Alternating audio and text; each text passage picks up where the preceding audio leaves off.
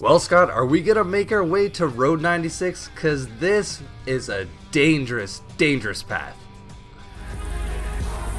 I'll take it from here. Yo, what? I'll book her. Besides, saves you room to pick up another kid. It's a long road to Road 96, and, well, when you get there, it's not like danger is gone either. This is a bit of an evolution on the point-and-click genre. It puts you in the shoes of this young teen as you're trying to escape to a better life. And it's something that we can all kind of understand the real-world parallels to, and they come up a lot in this game. It is quite political, it's very story-driven, and it shows a lot of dangers of being out on the open road. There's a lot of things that can go wrong, but there's also a lot of things that can go right. Before we get too far into the different makeup of the game, what was your first impression getting into it? Well, honestly, the graphics, dude, they don't really make up for what makes this game great. They're kind of just okay. It has this sort of Hello Neighbor, almost Sim style, but honestly, the characters, they don't look that great. But outside of that, the voice acting in this game is done really well. There are tons of characters to meet, and each of them voiced incredibly well. And what's really fascinating is that you play as many different characters. There are episodes. Each character you play as is an episode, and whether or not you make it to the border, depending on the decisions you make, really affects the overall overarching story. Yeah, there's a lot of different kind of story parts that you can end up, well, participating in, solving, or completely avoiding. And I like that. It seems like there's a few issues. One is this big political situation that's going on. There's this oppressive, kind of cheating leader that currently has the presidency, but there's also an opposition party to that, and they're trying to gain some traction, but it's, like I said, a very oppressive political landscape. So there's a protest going on because I think this Tirak keeps meddling with the election. Again, another real world parallel we see. But you have this brigands, they're called, and they're just basically a rebel crew. They're known for being terrorists 10 years prior to the game's beginning. So you can kind of meet them. You're left to your own decisions whether you want to join them, learn about them. Do you believe that they're terrorists? There's a lot of inward thought kind of bounced around between a couple of the characters, but the best part about these characters is that they all link together.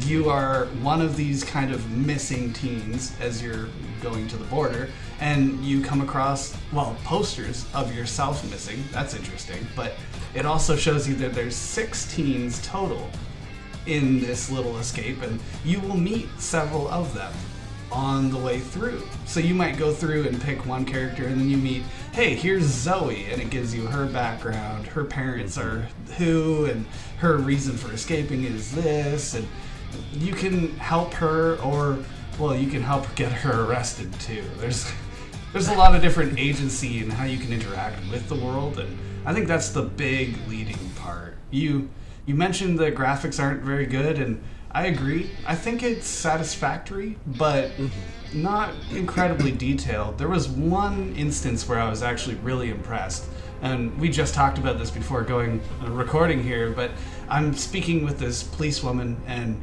she's very upset, and in that moment of her being upset, her eyes went red.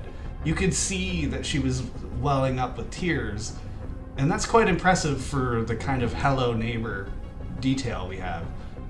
And I have to mention, you actually do unlock some sort of abilities along the way, and there are collectibles. As you're searching the map, you can find credit cards and all sorts of different things that eventually may or may not help you later on. So I think if I were to have to score this, man, this game was done and paced really well. The point and click gameplay is broken up with some of these really fun mini games, and just the dialogue, man, it is top notch. But the graphics aren't the best, so I'm still gonna have to give this one an 8. They did a fantastic job on this, and I do recommend this game to whoever is into this style of game. What about you, Scott? What's your score, man? Yeah, well, to kind of just summarize, I think I don't mind the graphics, but I know they're not the selling point here. It's probably the lowest part of the whole package, actually. But you get in, there's a huge amount of mystery, a lot of different subplots that are kind of being resolved. You can just straight up fail with every character and not make it to the border. So it gives you the freedom to completely fail. And I think that's really good as well, because a point and click, you don't see many of these. I kind of tie this one to Detroit Becoming Human, because I think that's almost the same premise. Get to the border, you want a better life, our world is bad, it has all those same themes.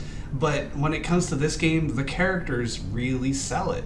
They're believable. They don't have to be swelling up with tears for me to get that connection. The creepy cab driver, I think that's my favorite character. The truck driver guy you meet, they're each different, but they're all really, really well put together characters. Very believable.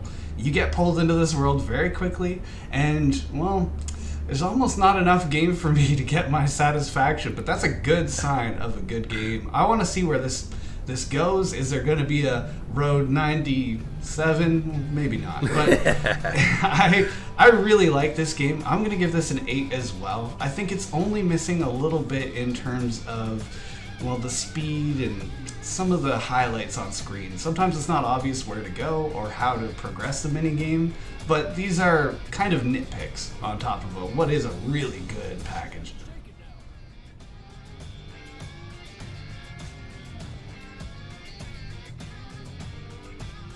Road 96 is a unique adventure of converging storylines. It has excellent characters and impactful choices.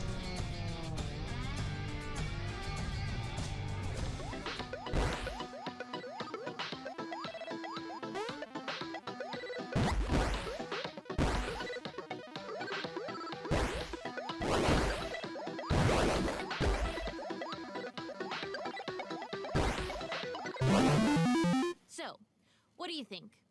And be honest. I hate liars.